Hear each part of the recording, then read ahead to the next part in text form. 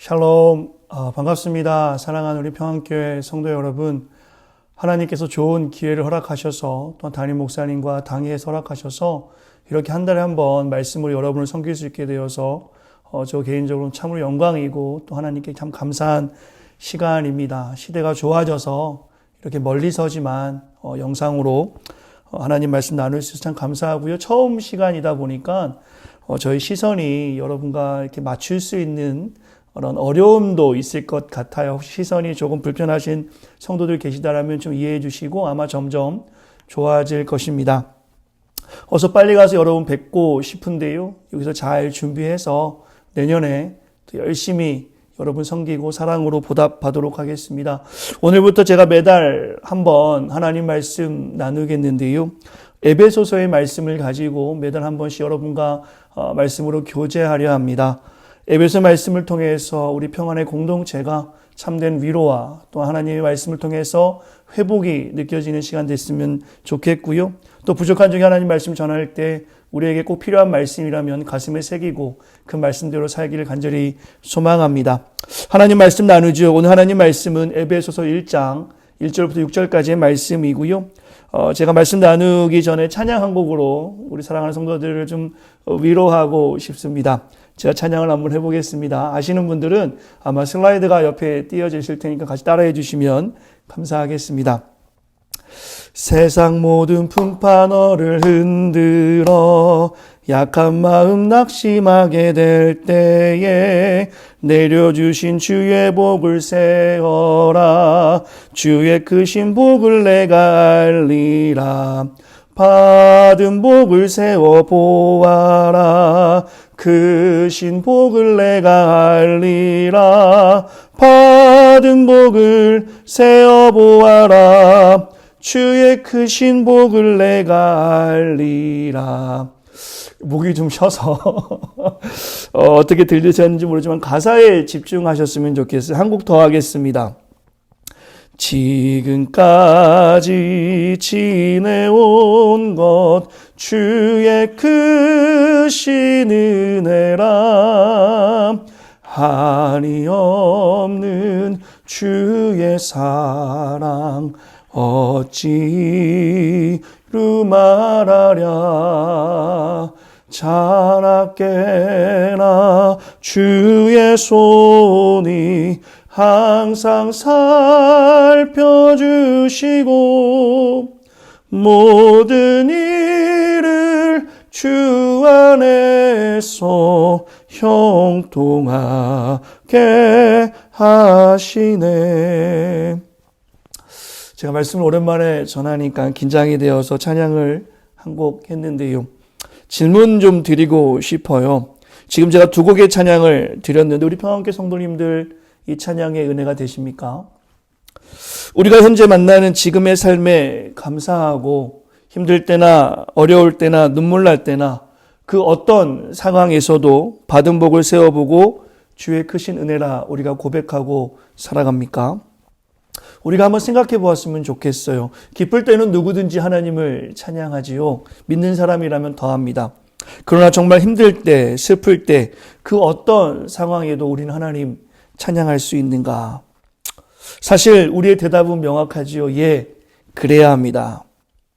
오늘 말씀을 우리가 제대로 이해하고 그 말씀을 믿음으로 받는다라면 우리는 언제 어디서나 어떤 상황에서도 하나님 찬양할 수 있게 되는 것이지요.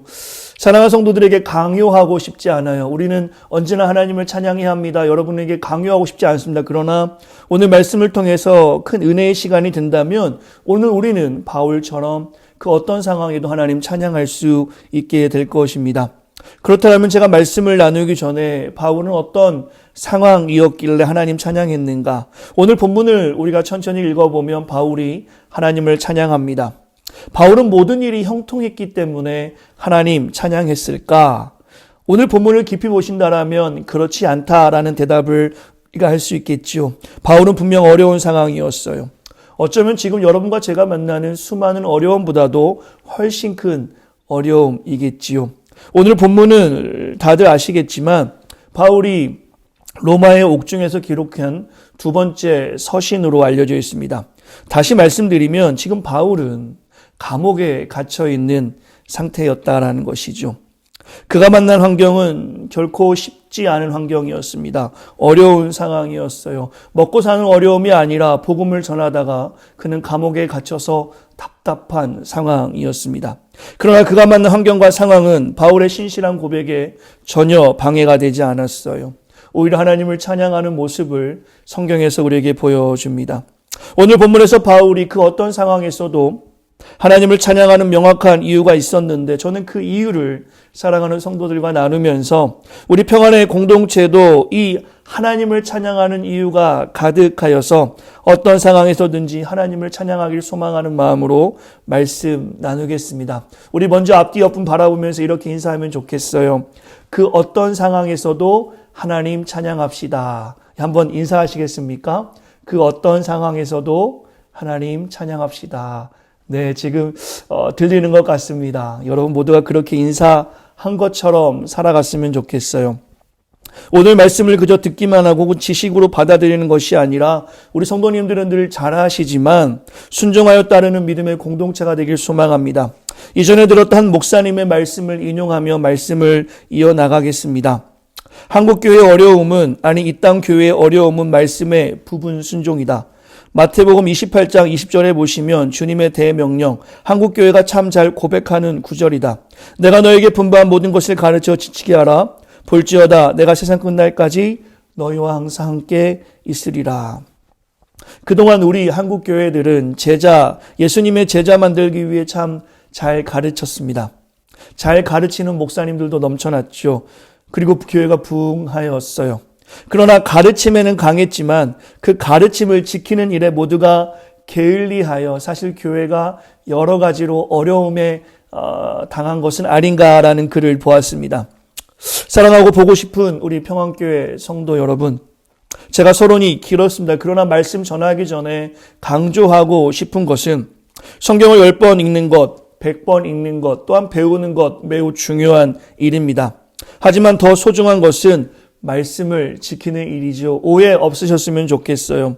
분명 우리는 여호와를 알라라는 말씀을 기억합니다. 이 고백으로 하나님 말씀을 배우는 것은 매우 중요한 일이에요. 제가 한국에 돌아가게 되면 어린아이부터 장년에 이르기까지 열심히 말씀으로 가르치고 배우고 섬기려고 합니다. 우리 평안의 공동체는 정말 배움이 가득한 공동체가 되었으면 좋겠어요. 그러나 실천 없는 배움은 교만의 싹이됨을 기억하고 우리 모두가 겸손한 마음으로 이미 다 알고 있는 하나님의 말씀이지만 오늘 말씀에 집중하시면서 그 말씀대로 살아내는 우리이기를 소망하는 마음으로 말씀 전합니다. 오늘 말씀의 제목은 제가 계속 서론에서 반복했는데요. 그 어떤 상황에도입니다. 오늘 본문에 등장하는 에베소라는 도시는 거대한 항구 도시였어요. 상업 도시였습니다. 지금의 터키 지역이지요. 그곳 사람들은 예나 지금이나 비슷할 것 같은데 항구 도시하면 상업 도시하면 우상 숭배가 가득한 지역이라 볼 수 있습니다. 당시 그들은 아데미 석상이라는 것을 믿고 따랐어요. 아마 슬라이드로 여러분이 지금 보시고 있을 겁니다. 이 슬라이드에 아데미 석상을 보시면 풍요를 구하는 샤머니즘 요소가 가득한 모습을 가지고 있어요. 이러한 것을 중심으로 에베소라는 지역은 매우 타락한 문화를 가지고 있었어요. 에베소는 이러한 우상 숭배와 타락한 문화가 가득한 지역이었습니다. 그러나 오늘 본문에 바울은 소아시아 선교의 베이스 캠프로 사실 이 에베소에 머물며 하나님 말씀을 전했습니다. 우리가 사도행전 18장을 보시면 바울의 선교 여정을 조금 볼 수 있게 됩니다. 2차 선교 여행 중에 에베소에 잠시 머물렀다는 기록이 있고요. 그 후 3차 선교 여행 때 다시 에베소에 와서 집중적인 사역을 합니다. 사도행전 19장 읽어보시면요. 에베소에서 바울이 얼마나 깊이 있게 사역했는지를 우리가 알게 됩니다. 이 지역에 믿는 그리스도인들에게 기독교의 교리적인 설명과 함께 실천적인 삶을 열심히 가르쳤던 모습이지요. 우리가 알고 있듯이 디모데, 우리 바울의 제자라고 할까요? 영적 아들인 디모데가 목회했던 것도 에베소 지역입니다. 잃어버린 영혼을 향해 바울의 마음이 많이 담겨있던 곳이 바로 오늘 우리가 본문으로 택하고 읽는 에베소의 교회들이었어요. 이러한 상황을 이해하고 오늘 본문을 보시면 감옥에 있던 바울이 답답한 상황에 있던 바울이 에베소 교회를 향해서 얼마나 애절한 마음을 가지고 있었는가를 보게 됩니다. 한번 1절 보시겠습니까? 제가 천천히 읽겠습니다. 앞에 슬라이드와 함께 같이 읽어주시면 감사하겠습니다. 1절입니다. 하나님의 뜻으로 말미암아 예수 그리스도 예수의 사도된 바울은 에베소에 있는 성도들과 그리스도 예수 안에 있는 신실한 자들에게 편지하노니. 제가 오늘 말씀으로 여러분과 주목하고 싶은 것은 바로 1절의 표현인데요. 성도들과 예수 안에 있는 신실한 자에게 편지한다. 이것은 2000년 전 에베소를 향해 쓰여진 말씀이지만, 혹은 에베소를 중심으로 회람 편지의 형식으로 쓰여졌지만, 오늘 말씀, 저와 여러분이 주목하는 에베소의 말씀은 사실 지금을 살아가는 우리에게도 주시는 하나님의 말씀입니다. 왜냐하면 우리 또한 성도이고 주 안에 있는 신실한 주님의 제자이기 때문입니다. 믿으십니까? 네, 아멘. 아마 이 자리에 나오신 우리 성도님들은 신실한 주님의 제자가 분명합니다. 주일날 오후에 이렇게 예배 나온다는 것은 사실 쉬운 일은 아닙니다. 하나님께서 오늘 이 편지의 내용을 우리와 관련 있게 말씀하고 있다는 것이죠. 하나님은 나같이 부족한 자를 기억하시고 편지를 주셔서 괴로움과 슬픔뿐이 이 땅에서 그 어떤 상황에서도 우리가 어떻게 살아야 하는지에 대한 말씀입니다. 3절 보시겠습니까? 이렇게 성도, 주 안에 있는 신실한 자들에게 보낸 그 편지 속에서 3절에 보시면 옥에 갇힌 사도 바울이, 지금 현재 아무것도 할 수 없는 바울이 에베소 교회를 향해, 그 사랑하는 에베소 교회를 향해 그 어떤 상황에도 하나님을 찬양해야 하는 이유를 설명하고 있어요. 오늘 바울을 통해 주시는 말씀은 성도이고 주 안에 있는 우리 모두에게 주시는 하나님의 말씀인데요. 하나님을 찬양하는 이유가 무엇인가? 감옥에 있는 바울이 하나님을 찬양할 수밖에 없는 이유, 또한 에베소 성도들에게 그렇게 권면하는 이유는 무엇인가? 3절 읽겠습니다. 같이 읽지요. 찬송하리로다. 하나님 곧 우리 주 예수 그리스도의 아버지께서 그리스도 안에서 하늘에 속한 모든 신령한 복을 우리에게 주셨도다. 오늘 옥중에 갇혀 있는 아무것도 할 수 없는 바울이 하나님을 찬양하는 이유를 3절에서는 이렇게 이야기합니다. 하늘에 속한 신령한 복을 주셨다. 여러분, 이거 받으셨습니까? 아무것도 할 수 없는 막막한 상황에 있던 바울의 고백은 오늘 우리의 고백이 되어야 하는데요. 지금 여러분과 제가 혹 감옥같이 막막한 상황, 첩첩산중, 고립무원의 상황이 있을지라도 오늘 말씀을 기억하면 좋겠어요. 그러면 질문할 수 있을 것 같아요. 믿음이 연약한 분들이거나 혹은 이 말씀을 조금 깊이 보는 분들 이런 질문 할 수 있겠죠. 대체 하늘에 속한 신령한 복이 무엇이길래 바울은 감옥에 있으면서도 하나님을 찬양할 수 있었고 에베소 성도들에게 하나님을 찬양하라 라고 이야기할 수 있는 것인가? 무엇을 근거로 하나님을 찬양할 수 있는 것인가? 하늘에 속한 신령한 복에 대한 정리가 좀 필요한 것 같아요. 오늘 본문을 보시면 사실 3가지로 사도 바울은 정리하고 있습니다. 시간 관계상 제가 오늘은 한 가지만 다루고 다음 시간에 나머지 2가지를 이어서 나누도록 하지요. 성경을 주목해 볼게요. 오늘 에베소의 편지는 이 편지를 받는 대상이 분명합니다. 성도이고 주 안에 거하는 신실한 자들에게 주신 말씀이에요. 이것이 오늘의 핵심인데요. 오늘 편지를 받는 에베소 성도들은 비록 타락한 문화 속에서 살았습니다. 어려움 속에서 살았어요. 그러나 그들은 머리가 아닌 가슴으로 하나님의 말씀을 지키는 자들이었고 고난과 고통 속에서도 주님의 다시 오심을 기다리는 자들이었습니다. 이것은 동일하게 우리에게도 마찬가지이죠. 에베소의 환경과 비슷한 환경에 놓여 있는 혹 성경의 말씀대로 패역한 세대 속에 우리가 있을지라도 신실한 자들에게는 하나님께서 말씀으로 위로해 주신다라는 것입니다. 오늘 주 안에 거하는 신실한 자들에게 주신 하늘에 속한 신령한 복의 첫 번째는 무엇인가? 4절과 5절에서 확인할 수 있어요. 이것 때문에 바울은 감옥 속에서도 하나님을 찬양할 수 있었고 이것 때문에 에베소 성도들은 그 어려운 속에서도 하나님을 높일 수 있었습니다. 4절 5절 말씀인데요. 제가 읽겠습니다. 천천히 읽을게. 한번 따라 읽지 마시고 한번 눈으로 한번 보시면서 마음으로 들어보시기 바랍니다. 곧 창세전에 그리스도 안에서 우리를 택하사, 한 번 더 읽습니다. 곧 창세전에 그리스도 안에서 우리를 택하사 우리로 사랑 안에 그 앞에 거룩하고 흠이 없게 하시려고 그 기쁘신 뜻대로 우리를 예정하사 예수 그리스도를 말미암아 자기의 아들들이 되게 하셨으니. 4절과 5절을 좀 깊이 보시면 좋겠어요. 하늘에 속한 신령한 복이 무엇인지를 성경에서는 이렇게 설명하고 있습니다.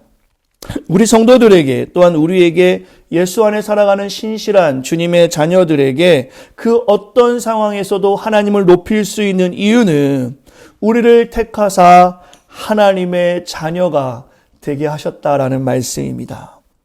이것을 창세전에 미리 택하여 주셨다라는 것이죠. 이것에 대한 말씀을 로마서의 말씀을 좀 보면 좋겠는데요. 로마서 8장 29절 30절에 이렇게 말씀합니다. 하나님이 미리 하신 자들로 또한 그 아들의 형상을 본받게 하기 위하여 미리 정하셨으니 또 미리 정하신 자들을 부르시고 부르신 그들을 또한 의롭다 하시고 의롭다 하신 그들을 또한 영화롭게 하셨느니라. 요한복음 15장 16절의 말씀을 기억해 보겠습니다. 너희가 나를 택한 것이 아니라 내가 너희를 택하여 세웠다. 아멘. 오늘 바울의 편지는 에베소 성도들이 당한 어려움 가운데 큰 힘이 되었습니다. 창조주이신 하나님께서 나를 자녀 삼아 주셨다라는 말씀이죠. 이것은 오늘 믿음 안에서 힘겹게 살아가는 사랑하는 성도들에게도 저에게도 주시는 하나님의 말씀입니다. 계속 본문을 좀 보시면 하나님은 우리를 왜 택하여 주셨는가, 4절 5절을 보시면 하나님이 우리를 택하여 주신 이유를 말씀하고 있어요. 하나님이 우리를 흠없게 하시고 하나님의 기쁘신 뜻에 의해 우리를 택해 주셨다라는 사실입니다. 사실 이 말씀은 너무나 은혜가 됩니다. 근데 누군가는 이런 질문을 할 수 있을 것 같아요. 아니, 하나님이 사랑의 하나님인데 누구는 택하고 누구는 택하지 않는다라면 사랑의 하나님이 맞습니까? 라는 질문 할 수 있을 것 같아요. 사실 이러한 질문은 당시 에베소 성도에게 있던 질문은 아니었습니다. 왜냐하면 오늘 편지 대상은 분명합니다. 불특정 다수에게 주는 편지가 아니라 성도이고 하나님 안에 살아가는 자들에게 주시는 편지라고 성경에서는 명확하게 대상을 기록하고 있어요. 제가 군대에 있을 때 여러분도 마찬가지겠지만 편지를 받으면 누구누구에게라고 편지를 보내시죠. 아무에게나 그 편지가 가지 않습니다. 그 대상, 누구누구에게라고 쓰여 있으면 그 사람에게 편지가 전달되는 것이 오늘 본문이 그렇단 말입니다. 불특정 다수가 아니라 성도이고 신실한 자들에게 쓰여진 편지라는 것이죠. 하나님의 말씀 앞에서 이들이 택함 받았다라는 사실은 사실 너무나 위로가 되었어요. 하나님의 자녀로서 택함 받았다라는 사실은 너무나 큰 힘이 되었다라는 것이 당시 에베소 성도들에게 말입니다. 그러나 오늘을 살아가는 성도 중에는 분명히 이런 질문을 하기도 한단 말입니다. 누군 택하시고 누군 택하지 않았다라면 사랑의 하나님이라 말할 수 있는가? 이 질문에 대한 자세한 신학적 답변은 제가 한국에 돌아가서 기회가 되면 좀 나누고자 합니다. 그저 로마서 9장의 말씀을 답변으로 제시한다면 로마서 9장에서는 토기장의 비유를 가지고 이렇게 말씀하세요. 이 사람아, 내가 누구에게 감히 하나님께 반문하느냐? 지음을 받은 물건이 지은 자에게 어찌 나를 이같이 만들었느냐 말하겠느냐? 토기장이가 진흙 한 덩어리로 하나는 기 쓸 그릇을 하나는 천이 쓸 그릇을 만들 권한이 없느냐? 피조물인 우리가 창조주인 하나님께 항의할 수 없음을 사실 성경에서 말씀하고 있어요. 하나님의 뜻을 다 알 수 없다라는 것이죠. 오늘 말씀은 명확한 대상이 있습니다. 수신자가 있다라는 것이죠. 믿는 자에게 주시는 하나님의 사랑이 오늘 이 자리에 앉아 계시는 사랑하는 성도들에게 저에게 주시는 편지란 말입니다. 우리는 본질상 진노의 자녀로 이 땅에서 수치를 당해도 마땅한 지위를 가지고 있었어요. 그런 하나님께서 우리를 하나님의 자녀 삼아 주신 것이죠.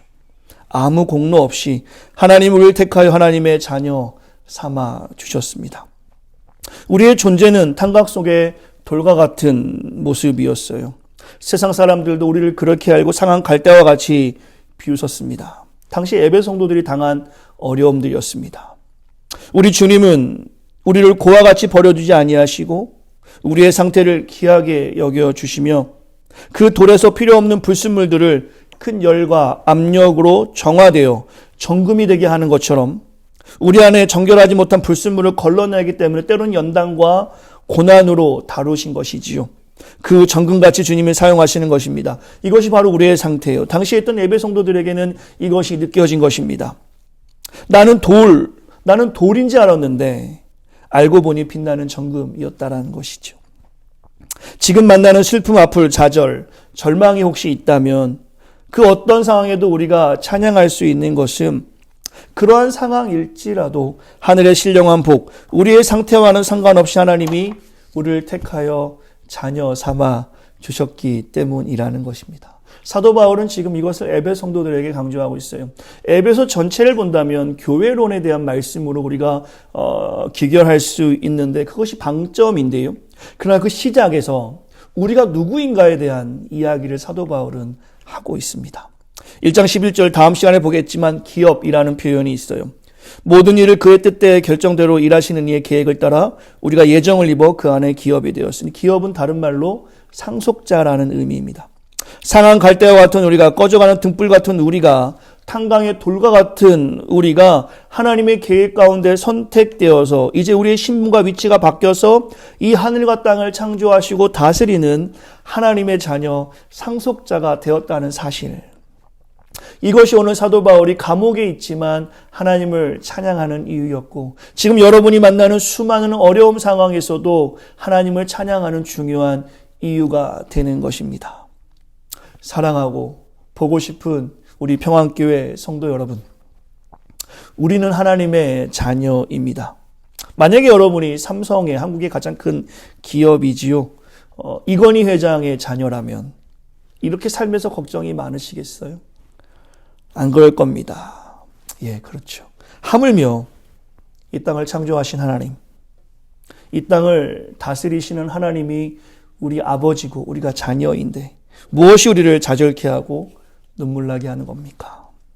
하나님의 자녀인 우리의 눈물, 하나님께 닦아주심을 믿고 그저 우리가 해야 할 일은 정말 믿음의 고백처럼 하나님 아버지라고 다들 하시죠. 여기서 앉아 계신 분들 중에 하나님 아저씨라고 하는 분은 아무도 안 계실 겁니다. 하나님 아버지라고 우리는 고백하지요. 그 하나님께서 우리의 부모 되셔서 우리의 눈물 닦아주시는 것이죠. 이것을 믿고 우리는 하나님을 온전히 찬양할 수 있어야 합니다. 부끄럽지만 저의 이야기를 하면서 오늘 말씀을 마무리하겠습니다. 제가 2011년에 미국에 왔지요. 그때 사랑하는 성도들이 참 많이 기도해 주셨어요. 그러나 2011년에 미국에 오니 많은 걱정을 하면서 살았던 것 같습니다. 부모인 저와 저희 아내는 때로는 아파트 월세를 제때 내지 못할까 걱정을 했어요. 은행 잔고가 마이너스가 되진 않을까 매달 통장을 수시로 확인했습니다. 때로는 건강보험이 없어서 아프면 어쩌나 하는 걱정도 하였죠. 아이들이 조금 아프면 그냥 집에서 쉬라고 하는 정도가 다였어요. 건강보험이 없어서 비용을 많이 낼까 걱정을 했기 때문이죠. 병원에 가지 못했습니다. 그러나 반대로 그러한 상황 속에서 저희 아이들을 생각해 보았어요. 우리 아이들은 한 번도 이런 걱정을 하지 않았습니다. 저희 큰아이가 아파트 월세를 내지 못할까 걱정한 적이 없고요. 저희 둘째 아이가 은행 잔고가 마이너스가 될까 걱정한 적이 없어. 이 아이들은 언제나 늘 슈퍼에 가게 되면 먹고 싶은 과자를 자기 마음대로 골랐습니다. 때가 되면 생일 선물도 당연하게 요구했어요. 왜 그럴까요? 예, 자녀이기 때문입니다. 부모님의 걱정을 자녀들은 할 필요가 없는 것이지요. 왜냐하면 자녀는 그저 부모님만 바라보면 돼요. 부모님이 다 해결해 주는 겁니다. 무슨 말씀이냐면 오늘 우리의 삶에서 만나는 수많은 좌절이 있습니다. 걱정이 있지요. 슬픔에 대한 것도 있을 것입니다. 이 모든 것 우리의 아버지이신 하나님께 맡기면 됩니다. 우리가 걱정할 일이 아니에요. 우리의 고통, 우리의 수고, 우리의 아픔은 아버지이신 하나님이 우리보다 훨씬 더 잘 알고 계십니다. 때로는 그 고통과 슬픔이 필요하기 때문에 주시는 것뿐이지 때가 되면 하나님께서는 그 고통보다 훨씬 큰 은혜를, 축복을 허락해 주신다라는 것이죠. 우리는 하나님의 자녀입니다. 그저 우리가 해야 할 일은 자녀로서 하나님께 감사하고 어떤 상황이든지 좋을 때만 하나님이 우리 아버지가 아니라 어려울 때도 하나님이 우리의 아버지임을 기억하시면서 그저 어떤 상황이든지 하나님께 맡기고 하나님을 높이는 인생이 되어야 한다는 것이죠. 오늘 본문 속의 바울은 감옥에 있는 특별히 어려운 상황이었지만 복음을 인해서 에베소 성도들이 만나는 그 수많은 어려움이 있을 것이라 알고 있었지만 그러한 상황에서도 그 어떤 상황에서도 하나님을 찬양해야 될 이유는 우리가 하나님의 자녀이고 하나님이 우리의 아버지이라는 사실이었습니다. 오늘 말씀이 사랑하는 성도들과 제가 머리로 알고 끄떡끄떡 거리는 동의 정도의 믿음이 아니라 창조주이신 하나님 아버지께서 우리의 어려움을 다 맡아주시고 지금까지도 인도하신 것처럼 앞으로도 인도하실 걸 믿고 그 하나님 앞에 온전히 설 수 있는 우리 모두가 되기를 간절히 소망합니다. 아니 더 성숙하게 도전을 드리겠습니다. 그리 아니하실지라도 그 어려움과 그 고통이 수일 내에 없어지지 않을지라도 하나님 아버지의 자녀됨 그 하나만 본질상 진노의 자녀였던 우리가 예수 그리스도를 통해서 하나님의 자녀가 된 그 사실 하나만으로도 기쁨을 누릴 수 있는 온 성도가 되어지시기를 간절히 소망합니다. 하나님의 선택을 의심하지 마시고 그대로 믿으시고 하나님의 자녀로 하나님의 보호하심을 누리면서 하나님을 찬양하는 우리 평안의 공동체가 되었으면 좋겠어요. 오늘 말씀이 여러분에게 큰 은혜와 도전이 되었으면 좋겠습니다. 다음 시간에 계속해서 오늘 본문에서 말씀하시는 하늘에 속한 신령한 복에 대해 말씀을 이어가도록 하겠습니다.